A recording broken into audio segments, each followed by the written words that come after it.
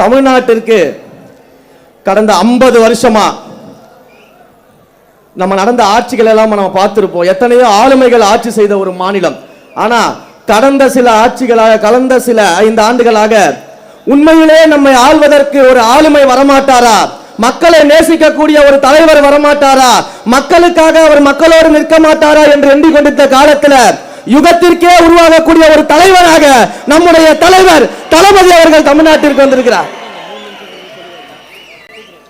இன்றைக்கு மாண்புமிகு முதலமைச்சர் நம்ம எல்லாம் ஆசையோட கூப்பிடுற அந்த காலத்தை அந்த ஆளுமையாக நம்முடைய தலைவர் அவர்கள் உருவாக்கி இருக்கிறார். மக்கள் அவர்கள் உருவாக்கி இருக்கிறார்கள். இது வரலாற்று சாதனை. இந்த சாதனை அவ்வளவு சாதாரணமாக செஞ்சிட முடியாது. ஒவ்வொரு வீட்டிலும் வந்ததுக்கு பிறகுதான் கட்சியே ஆரம்பிச்சேன் தலைவர் சொன்னாரு. அந்த வார்த்தையில் இருக்கக்கூடிய சத்தியம் அதுதான் இதை உருவாக்குச்சு. ரேஷன் கார்டுல மட்டும்தான் நம்முடைய முதலமைச்சர் பேர் இல்ல, ஆனா ஒவ்வொரு வீட்டிலும் அண்ணனா தம்பியா வீட்டில் ஒருவர் நம்முடைய முதலமைச்சர் அவர்கள் வாழ்ந்துகிட்டு இருக்கிறார். அவர் சொன்ன ஒவ்வொரு வார்த்தையும், அவர் பேசிய ஒவ்வொரு வார்த்தையும் ஒரு தடவை திரும்பி பார்த்தீங்கன்னா தெரியும், அது ஒவ்வொன்றும் சத்திய வாக்காக என்று தமிழ்நாட்டில் பலித்திருக்கிறது. நிறைய சொல்றாங்களே எனக்கு விமர்சனங்கள், தொட்டதுக்கெல்லாம் விமர்சனம் பண்ணிட்டு இருக்கிறாங்க. இப்பதான் ஆட்சி அமைச்சிருக்கோம், நிர்வாகத்தை செட் செஞ்சுக்கிட்டு இருக்கிறோம்.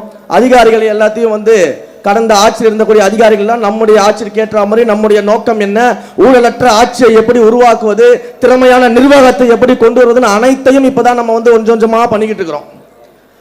அதுக்குள்ள இதற்கு முன்னால் ஆண்ட கட்சியான திமுகவிற்கு என்னதான் நடந்துச்சுன்னு தெரியல. தினம் புலம்பிக்கிட்டு இருக்கிறாங்க, தினம் அழுதுகிட்டு இருக்கிறாங்க, மேடை ஏறினாலே அழுதுகிட்டு இருக்கிறாங்க.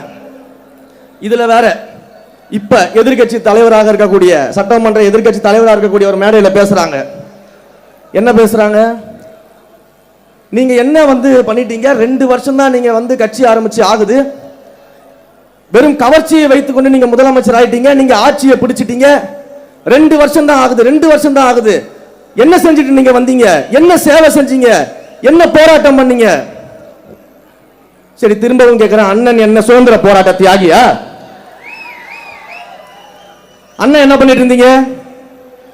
சுதந்திரத்திற்காக செக்கு இழுத்தாரா? காந்தியை போல கதராடை அணிந்து கொண்டு இந்தியா முழுக்க பிரச்சாரம் பண்ணாரா? சுதந்திரத்துக்காக அகிம்சை வழியில போராடினாரா? இல்ல மாபெரும் படையை திரட்டி நேதாஜி சுபாஷ் சந்திர போல போரிட்டாரா? எங்கள் தலைவராவது திரைத்துறையில் நடிகராக இருக்கும் பொழுது அந்த இந்தியாவிலேயே திரைத்துறையில் உச்சபட்ச நடிகராக உயர்ந்து விட்டு அரசியலுக்கு வந்தாரு. அண்ணன் அப்படி என்ன சாதனை பண்ணிட்டு வந்துட்டீங்க?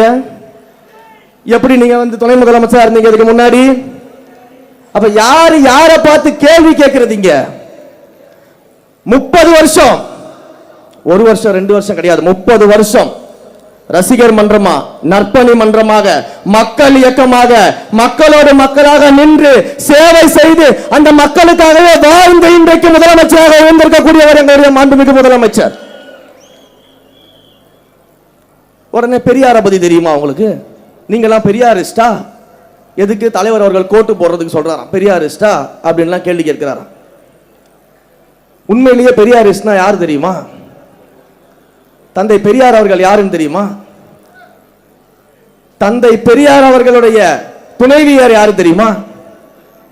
அவங்க இந்த மதுபான கடைகளுக்கு எதிராகவும் கள்ளு கடைகளுக்கு எதிராகவும் எப்பேற்பட்ட போராட்டத்தை முன்னிறுத்தியவர் உங்களுக்கு தெரியுமா?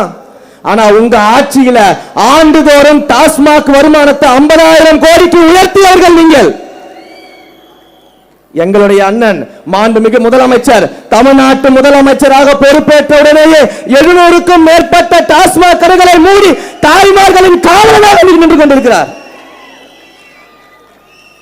அப்ப யாரு இன்றைக்கு தத்துவம் பேசுறது, யார் இன்றைக்கு கொள்கை பேசுறது, பெரியாரை பத்தி பேசுறது?